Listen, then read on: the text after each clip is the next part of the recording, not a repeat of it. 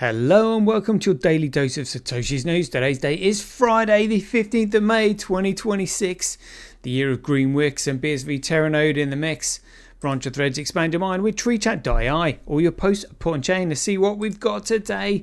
We've got just going to touch on these three posts from CSW to see what he's written here.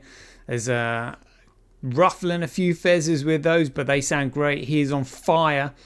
And then we're just literally going to go through this the table of contents on this report that I've literally just finished today. This is absolutely, I still can't believe I've just done this. This is literally all from knowledge that I already had. And this is literally outlines everything that's gone on and what we're faced with and how Bitcoin gets us out of it. I don't think anything like this has actually been written before. Like, it's absolutely insane. But yeah. Look at that. I'm looking forward to that. Right, let's get into it.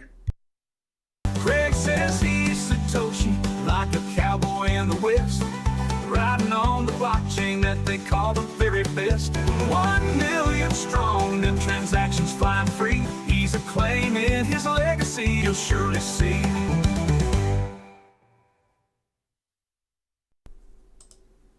Here we go. Loving that image of Bitcoin there. Right, let's get into these posts then. So this is the first one from CSW. He said, now would be an excellent time for certain people to begin asking themselves a serious question. Do they keep fighting him?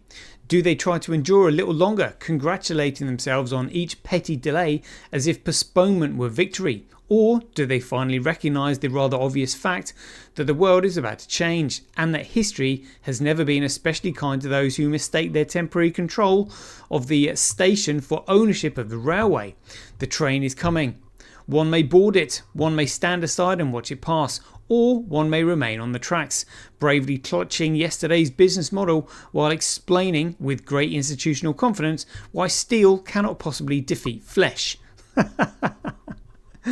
Bitcoin is not going away. Despite the Epsteins of this world, despite the banks, despite intermediaries, despite every polished parasite who mistook friction from necessity and rent-seeking for civilization, it is coming and nothing is going to stop it. Whoa! Fighting talk there from CSW. That is what we are loving. Loving that. And in another post, he also said here, check this out. Oh, later this year, you're going to find out that things started appearing. Some will be under my name. Some perhaps will not. That is not the important part. Names are useful things in the same way labels on poison bottles are useful. They help the inattentive avoid consequences, but the work is what matters. The ideas are what matter. The systems are what matter. And the systems are coming. For years, people have been told a very comfortable story. They are told that certain things were impossible. They were told that scale has limits. They were told that innovation had to crawl politely through the corridors of approval opinion, bowing before gatekeepers, academics, regulators, bankers, exchanges, committees, and all the other upholstered furniture for institutional fear. Or of institutional fear. They were told that Bitcoin could not do what it was designed to do. They were told that micropayments would not work. They were told that massive scale was a fantasy. They were told that the old intermediaries were permanent. They were told that the world required friction, delay, permission, settlement layers, custodians, trusted third parties, compliance theatre, and all the greasy little toll booths of modern finance. They were told this by people whose livelihoods depended on the lie, and naturally they believed it. People usually believe the story that asks the least of them. It is easier to believe that the future is impossible than to admit one has spent years worshipping a ceiling built by cowards. But ceilings are funny things. They look like the sky to men who have never seen a hammer. Everything you believed was impossible is about to be tested. The limits you thought existed are about to be rewritten. The things you thought could be created are about to be built, not discussed, not theorized, not placed on panels beside some professionally vacant creature nodding gravely about the future of innovation. Built. The world does not change because committees approved a white paper, or because the banks produced a glossy report, or because a politician learns 3 technical words and misuses all of them before lunch. The world changes when someone builds something that makes the old excuses look ridiculous. That is what's coming. A great many people have spent a great many years mistaking obstruction for victory. They thought they could delay the work long enough for the story to die. They thought ridicule would replace mathematics. They thought litigation would replace invention. They thought social consensus would replace engineering. It was a charming theory. It was also wrong, because the work continued, quietly, stubbornly, sometimes invisibly, but always forward. And now the shape of it will begin to appear. Later this year, people will start to understand that the limits they were sold were not laws of nature. They were sales brochures for existing order. They were bedtime stories told by intermediaries to keep the livestock claim. This world is not waiting for permission. Bitcoin is not going away. The digital cash system is not a slogan. It is not a fashion accessory for exchanges. It is not a casino chip for men with podcasts and no technical competence. It is an infrastructure. It is machinery. It is an economic weapon against unnecessary friction. And machinery, once properly built, has a vulgar habit of working whether fashionable people approve of it or not. So enjoy the old story while it lasts. Enjoy the sneers, the comfortable impossibilities, the little rituals of dismissal, the theatrical certainty of men who have confused temporary control with permanent reality. Because the next story is already being written. Some of it will have my name on it. Some of it may not, but all of it will point in the same direction. The limits are moving, the ceilings are cracking, and the world they told you could not exist is about to introduce itself. Whoa! That is epic. That is epic. Wow, what a bedtime story for me that is. One more then. God, I can't go over that. That was ace. He says, the final irony, of course, is almost too perfect. Had Copa not done what they did, I would be in England right now. Think about that carefully. All of this could have been stopped, managed, contained, delayed by the usual machinery. Pressure, procedure, theatre, obstruction, and the solemn little paperwork of men who believe that jurisdiction is the same thing as power. But Copa did what such organisations so often do. They overreached. They mistook force for strategy. They mistook punishment for victory. They mistook dragging a man from one battlefield as proof that the war itself had ended. It had not. They did not stop me. They changed the terrain. And in doing so, they created precisely the conditions they should have feared most. Freedom of movement, freedom of publication, and freedom of the suffocating hands of those who thought they could regulate through thought by standing in a doorway and calling themselves guardians. There is a special comedy in institutional arrogance. It never knows when it becomes the author of its own defeat. They want containment. They produce release. They want silence. They produce publication. They wanted an ending. They produced the next chapter. If they'd left me where I was, perhaps they could have slowed this. Instead, they opened the gate. And now the thing they feared is walking through it. Oh, loving that from CSW. Absolutely loving that. Yeah, some people said they got goosebumps earlier. Now I understand why. Wow, that's why I wanted to read it. First time my eyes have laid on those posts today. Fantastic. Even though I reposted them. Like I read the first, I didn't read all of them. Whew. Whoa. But anyway, what I did read was this, and in fact, I spent so long writing it, I literally couldn't go back and reread it. But this is a report on digital cash that I was asked to write. Might be going to some notable people, but check this out. Even the table of contents was an absolute ball ache to put together. Look at this table of contents. Introduction. Can digital cash operate within an economy? What is the distinction between money and currency? Then a topic on money and currency, which involves security, private securities, registrable securities, private fraudulent securities, commodities. It's all in there.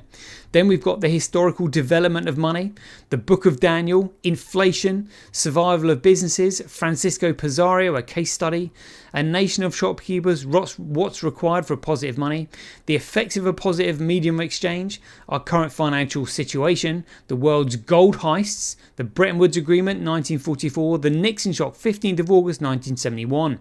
What can be done about all this corruption? How big is the problem and where does it stem from?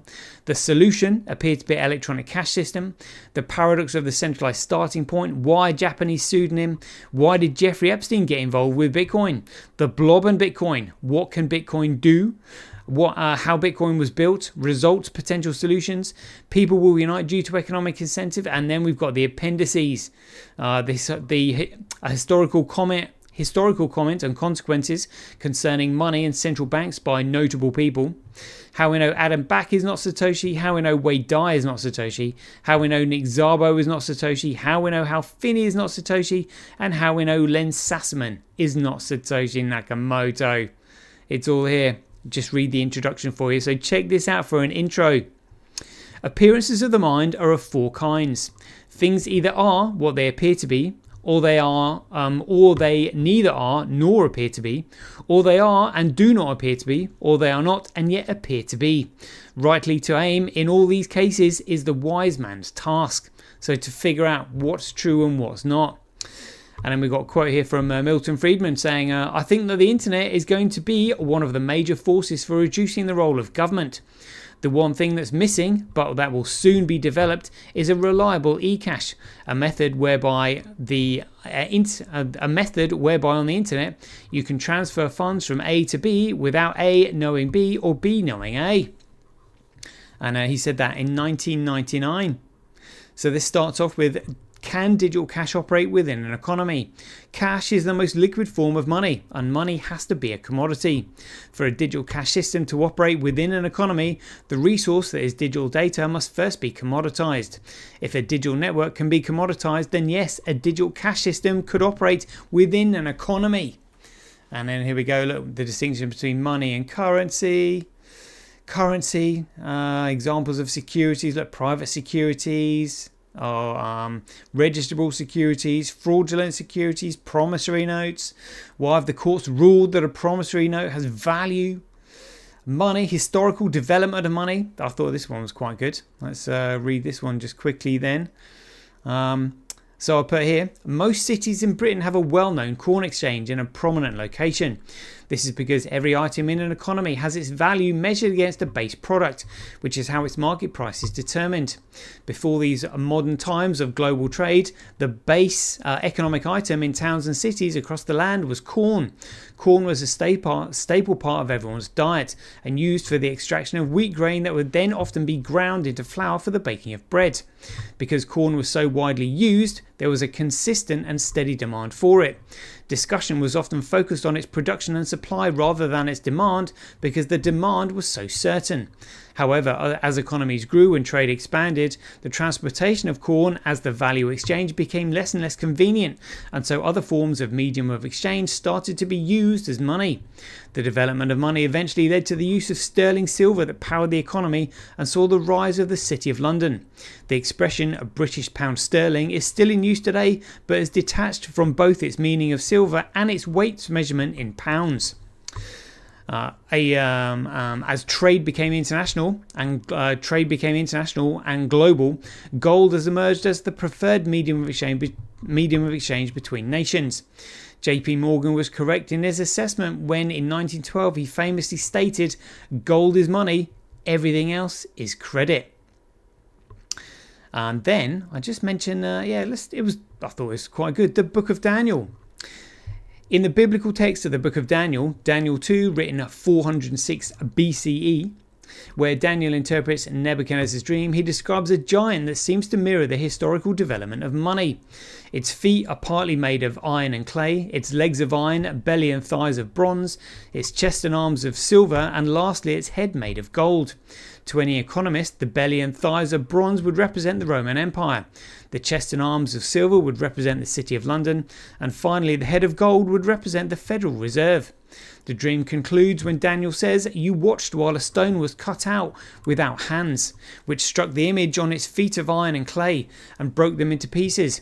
The iron, the clay, the bronze, the silver, and the gold were crushed together, and became like chaff on the summer threshing floors. The wind carried them away so that no trace of them was found, and the stone that struck the image became a great mountain and filled the whole earth." So cut without hands. Interestingly, the interpretation of the stone being cut without hands indicates the absence of human intervention, and might therefore be a new form of commodity that could completely replace the use of gold and silver in the modern day financial system. This would explain the metaphor of the gold and silver becoming like chaff on the threshing floors in summer and being carried away in the wind so that no trace of them was found. The last line is very telling when it says, "And the stone that struck the image became a great mountain and filled the whole earth." Could this be a metaphor for a hard, indestructible form of new money that fills the whole earth? More on this later. And then I go on about inflation, survival of businesses, lessons learned by Francisco Pizarro, a case study, a nation of shopkeepers, what's required for positive money. Like, it is epic. It is absolutely epic. There is so much in there, and everything is concise. The hard thing is just literally just cutting out all the fluff, literally all condensed in there. It is an epic. So what I'll do is I'll link it in the description here so you can read it. Loving that image. That is going to be the thumbnail for today. Right, that's a 15-minute show. I need to go to bed because I'm absolutely exhausted. We'll leave it there. Hope you enjoyed it, and as ever, be aware, take care, stay safe out there, and we'll see you in the next one. I understand. Do you? Do you? This is it. I'm telling you, this is it. The king still has one more move.